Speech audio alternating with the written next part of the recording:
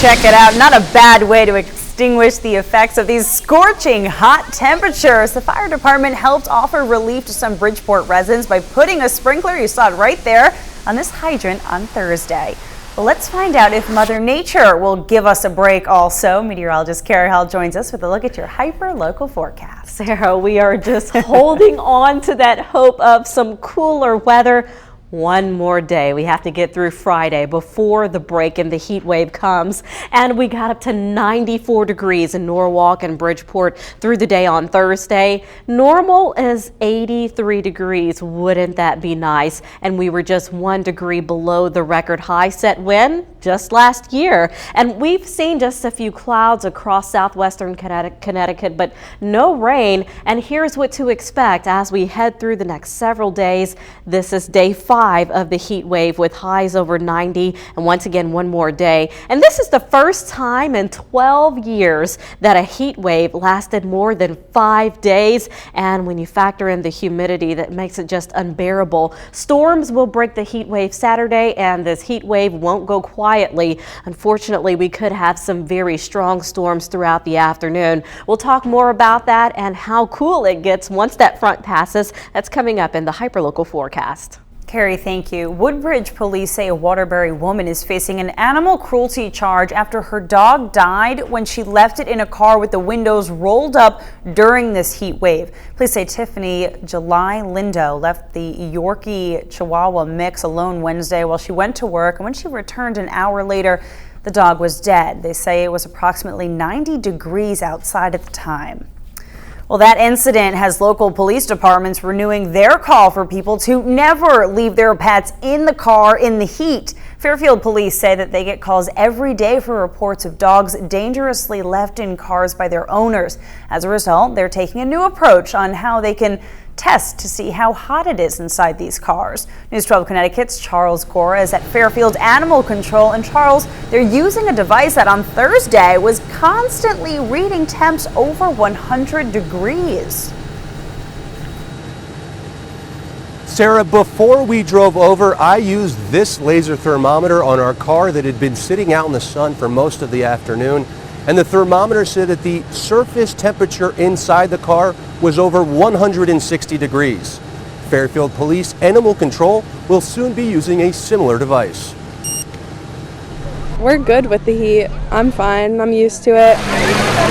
For many, dealing with extreme heat is not that much of an issue. I want to get tan. But Fairfield Police say that's not the case for dogs. Our body knows to adjust and keep us cool by the sweating process. Animals don't have that. And with constant reports of dogs that police say are irresponsibly left in cars on hot summer days, the department's animal control unit has a new device that reads just how hot it is inside the cars.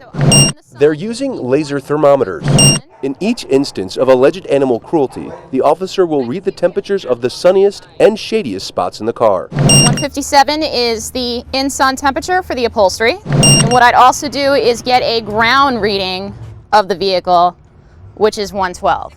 Animal Control Officer Gina Gambino says many people don't realize how fast temperatures can rise. Temperatures as low as 75 degrees outside can cause very hot temperatures inside of a vehicle. And just as quickly as inside temperatures can get over 100 degrees, she says man's best friend can be put in serious danger. Just a matter of minutes can cause your dog to expire. Fairfield Police say the devices won't only be used in alleged animal cruelty cases, they'll also be used if young children or the elderly are left in a car that is way too hot. In Fairfield, Charles Gora, News 12 Connecticut. Sarah? Charles, thank you. Officials with United Illuminating said on Thursday that they are in watch mode to make sure power stays on during this heat wave. They say their staff is monitoring transmission issues from their control room in Orange. And extra crews are also in the field so that they can repair problems immediately. We proactively loaded up some rack body trucks with spare equipment so we can even bring them out to the field if need be. Officials say that they are currently not working on construction or maintenance projects just so that they can keep their focus on keeping power on. Westport National Bank has agreed to pay up, reaching a settlement of more than $7 million with investors who lost millions in Bernard Madoff's Ponzi scheme. The bank won a separate case by jury on Wednesday involving two investors who were claiming $2 million in losses. Now, lawyers for the bank say it was not responsible for uncovering the fraud and said even though it's settled, the bank did nothing wrong. A New York judge decided Thursday owners of the World Trade Center cannot demand billions of dollars more in insurance money after the destruction caused by the September 11th attacks. Owners of the complex have already received nearly $5 billion in insurance money, but they tried to sue the airlines whose jets were used in those attacks for more money.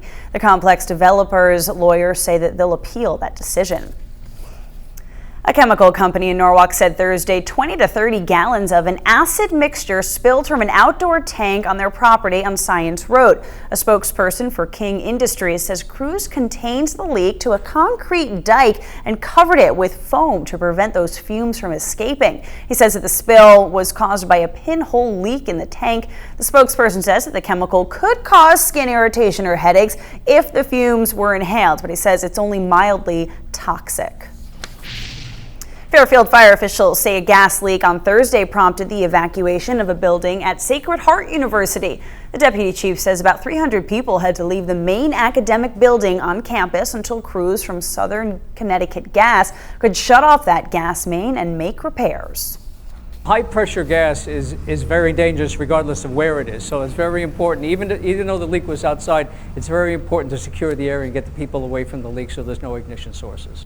And officials say that the leak was caused by a construction crew in that area who hit the gas pipe.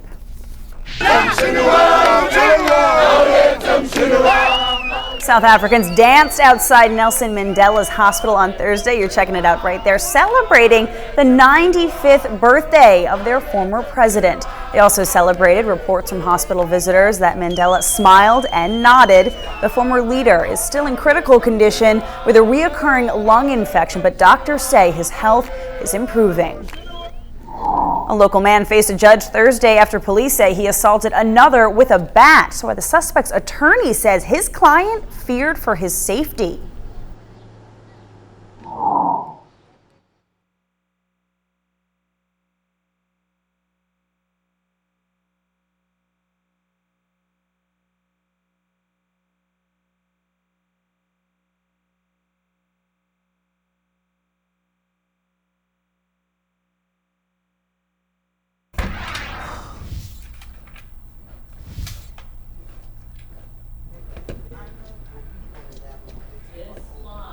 I know. That's a land on me. I'm over there with you.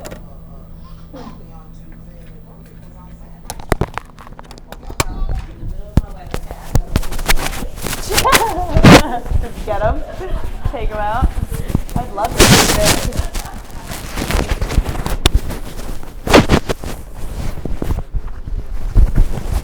Oh, almost there. Okay. I can. 1, 2, 1, 2. Ooh, the fly. Test 4, 5. Okay. Okie dokie. Apparently it has done that to some people. So don't be too surprised when it does.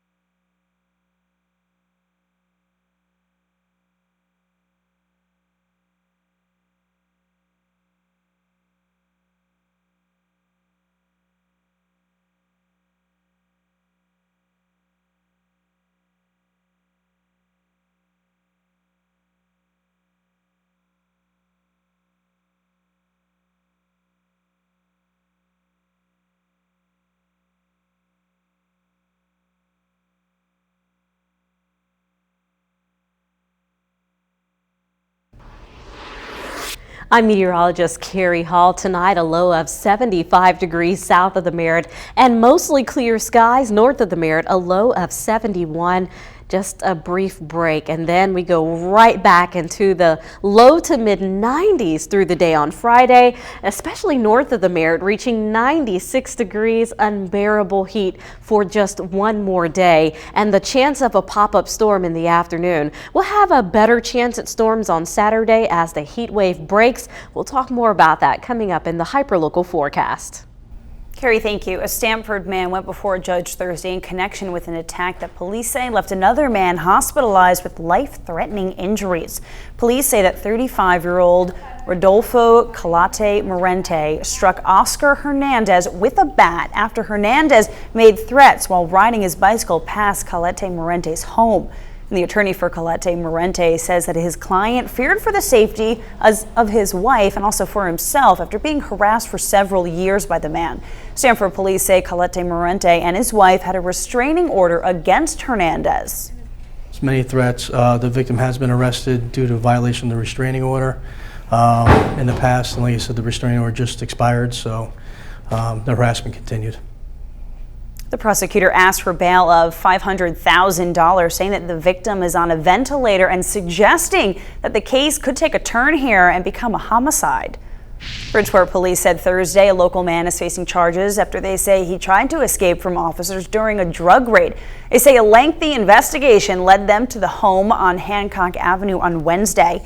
And police say when officers arrived, they saw Antonio Small trying to jump from a third-floor porch, and after he was seen throwing items out a window. Police say that they later found these guns, one of which was stolen, along with some crack cocaine and packaging materials, and also cash. In 12 on the Money, Detroit has become the largest city in the nation to ever file for bankruptcy. On Thursday, the city's emergency manager asked for permission to put Detroit in Chapter 9 bankruptcy protection. A White House spokesperson says that President Obama and advisors are monitoring the situation. Detroit's financial troubles have been attributed to several factors, including population and tax base drops. AAA said Thursday that the statewide average price for gas went up another 2 cents, bringing it to $4 a gallon for self-serve regular. That's up 20 cents in just last week. The News 12 Connecticut gas gauge found some decent prices in our area. Sunoco on Main Avenue in Norwalk has regular for $3.95 a gallon. Stamford, where prices tend to be a little bit higher, it'll cost you $4.05 a gallon at the Citgo on Glenbrook Road. Well, if you see a good deal, tell us about it so we can tell everyone else. Just contact the News 12 Connecticut gas gauge. You can call 1-800-824-9002 or email us at news12ct@news12.com. Well, now we'd like to ask you, how much do you think you'll have to pay for a gallon of regular gasoline this summer? So far, 35% of you say prices will settle between $4 and $4.25 a gallon. 42% say you think it's going to be between $4.25 and $4.50. 23% think they'll top out around $4.50 a gallon. You can still vote at news12.com, channel 612. You can also vote on Facebook. And Justin did. He says, I think it will get to be about $5. I drive an Accord hybrid, so it doesn't bother me too much. Well, there you go. People in Stamford braved the heat Thursday evening for a chance to hear some live music. That'll put you in a good mood. The temperature didn't stop some concert goers from attending the Alive at 5 series in Columbus Park. One person says the heat felt unreal, and it seems that other people agreed too. I think it's not as busy because of the temperature, but they have some water thrown out, a little faucet out there, like a little sprinkler system keeping people cool. I think some of the cocktails too. Some attendees say that they were just fine with a hat and plenty of water. And this week's headliner was Winona Judd and her band, The Big Noise.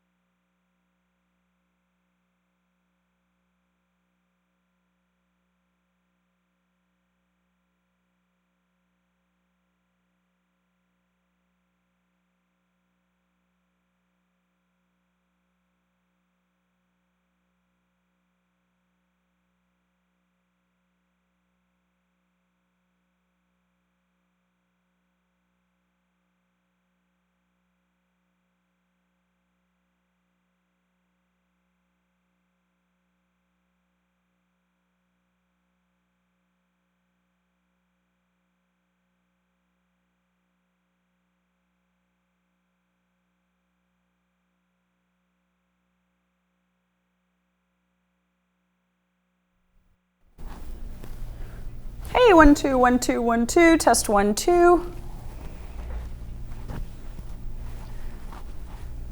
Am I okay right here?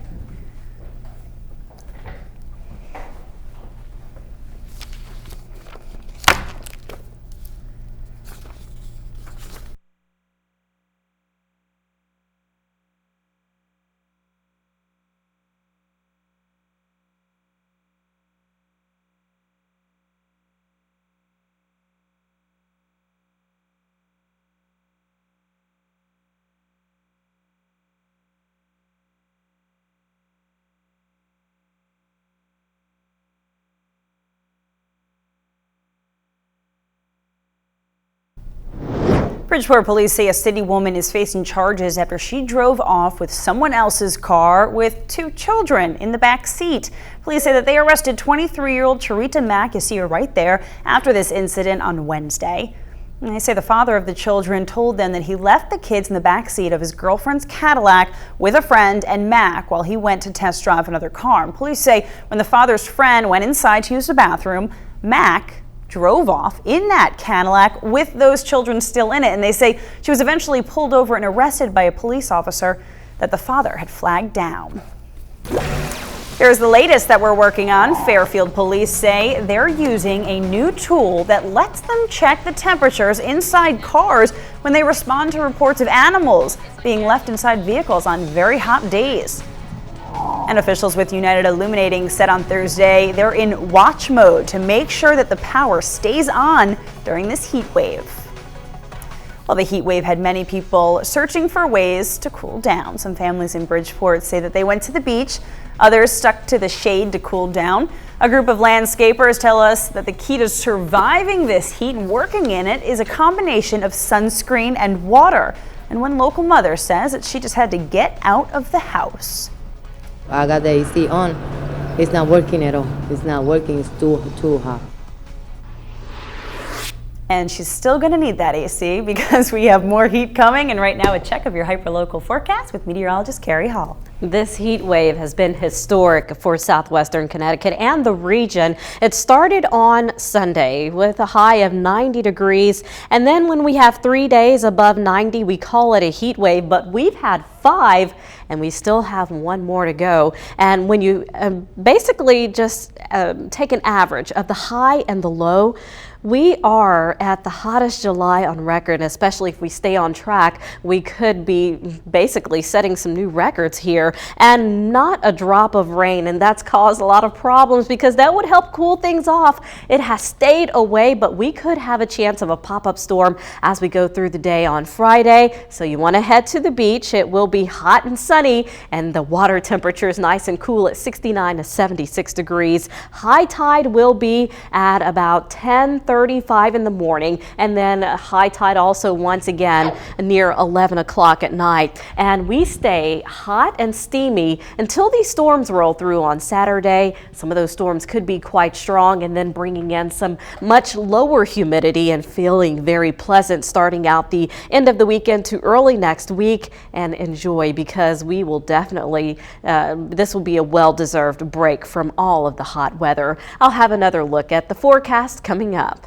Well, some people are listening to Carrie's advice. Here's a look at some photos sent in by our viewers, how they're trying to beat this heat. Here you can see Johnny, Alexia, and Cassidy cooling off in a splash pad.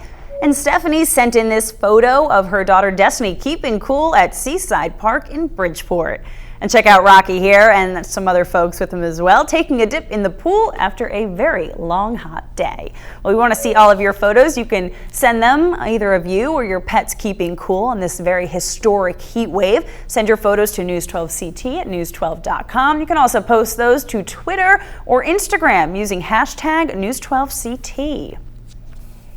The Community Leadership Club in Easton was able to stay cool Thursday while also doing some good for others.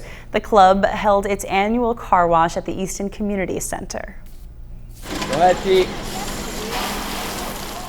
Organizers said that there was no charge for the wash, but they collected donations for the nonprofit Habitat for Humanity. And they said fundraisers, this is a very big fundraiser, and it helps them put money towards the events that young campers have. It also helps campers give back to the community. Thanks, Connecticut. More Optimum households watch News 12 Connecticut than any other channel. News 12 Connecticut, as local news gets.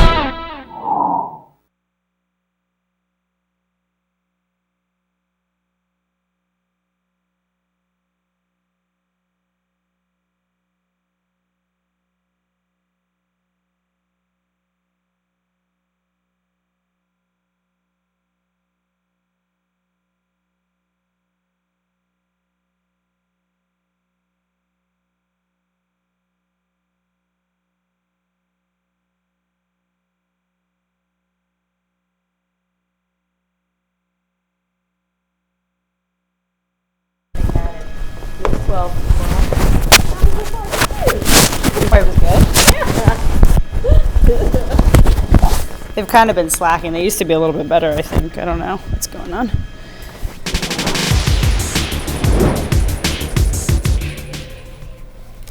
Can we ever get a shot of your shorts? Yes, Just some yes. bump shot, you know? I hear you just fine. That is great, right? Isn't that a great monitor VO?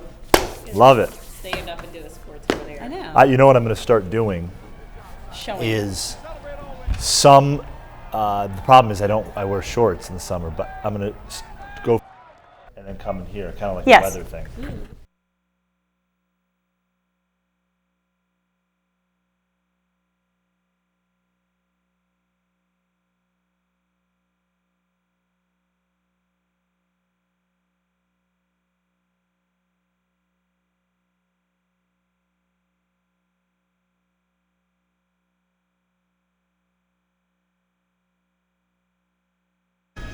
Metropolitan Transportation Authority officials say service was suspended on the Hudson Line Thursday after a train derailed in New York. Chopper 12 was above that scene around 8:40. Officials say 10 cars of the train that was moving garbage from New York City went off the tracks in the Bronx. No word yet on what caused the derailment. In a News 12 Connecticut update, the family of a Bridgeport teen who was killed 1 year ago honored her memory on Thursday. As we reported, police say Nunu Robinson was shot while sitting on a porch on Brook Street with two friends. This was the week before her 16th birthday. Family members say her killer is still on the loose. Nunu's mother got to meet Vice President Joe Biden on the 6-month anniversary of her death as part of a special program for the families of victims. On the 1-year anniversary, Nunu's mother says she's still having a very hard time. This is a life-changing experience that I don't ever see getting any better. I don't ever see my heart being able to heal. On Sunday, the family is going to hold an event at Seaside Park in Bridgeport to raise money to buy a headstone for Nunu's grave. For more information on that, go to news12.com. Also, you can call our info line 203-354-INFO. Bridgeport police are investigating the theft of electronic equipment and money from a car, and they say the entire incident was caught on camera. The car's owner says that the theft occurred in front of his home on East Main Street early Saturday morning. He says surveillance video taken by cameras on his porch show 3 young men opening his car door just after 5 in the morning. You see the footage there. He says he was surprised when he went to his car the next morning. I opened up the door and all my stuff was all over the inside of the car. And the resident says that this is the second time one of his cars has been broken into and that there have been several other break-ins in that area. Hi, I'm Damian Andrew. USC running back Silas Redd, the pride of Norwalk, is on the preseason watch list for the 2013 Doak Walker Award. The award goes to college football's top running back at the end of the season. Redd was the Trojans' leading rusher a year ago. Joe Namath, one of the biggest names in pro football history, is in Danbury this week. Broadway Joe is running his annual camp at Western Connecticut State. The camp is more than 4 decades old and it attracts players from across the country. Namath is on the field and, well, he's hands-on. He says his camp is a little different than other football camps.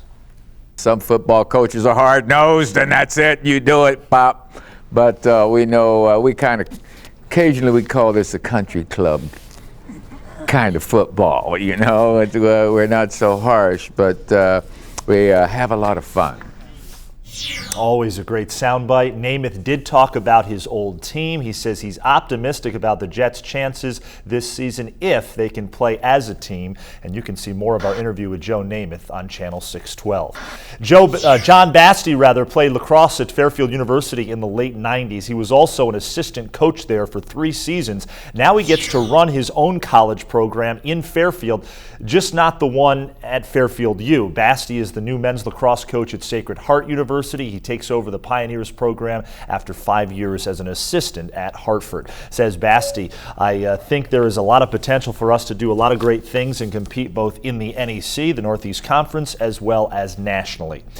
Popcorn, good friends, and a Brakettes game. Doesn't get any better than that. Brakettes and Stratford Breakers. Fans got to see a great pitching performance out of Sam Greiner. She was virtually untouchable in the circle, and she runs her record to 19-0. Brakettes win the first game of a doubleheader with the Breakers 8-0. The Darien YMCA gymnastics team is the News 12 Connecticut Carl Chevrolet Team of the Week, and these girls just got back from Georgia where they participated in the YMCA National Championships. 5 gymnasts returned to Southwestern Connecticut with individual titles. Really cool. I got second last year in level 5, and this year I competed level 6. So it's really cool. We're not just building gymnastic skills, we're building skills for life. So discipline, dedication, a lot of structure, overcoming adversity, and so forth. Hometown Sports Video, Little League Baseball Section 1 tournament. Westport and Edgewood out of Bristol. Westport's Ricky Ottenberg lines sharply to left, and that drives in the game's first run. Westport shuts out Edgewood 8-0. Westport pitcher Chad Knight throws a no-hitter in that game with 13 strikeouts. And as always, please send us your Hometown Sports videos or pictures to the address at the bottom of your screen. So many things that make you want to smile in that. All good stuff. Absolutely. And all those kids, the Brakettes, they all stayed cool on that field. That's hard to do. Yeah, it's not hard to do easy. right It now. will be another hot day as we go through Friday, reaching 93 degrees. And that will be the last day of the 90s, at least for the next several days before the storms roll through on Saturday. Right now, here's a look at what's going on in southwestern Connecticut.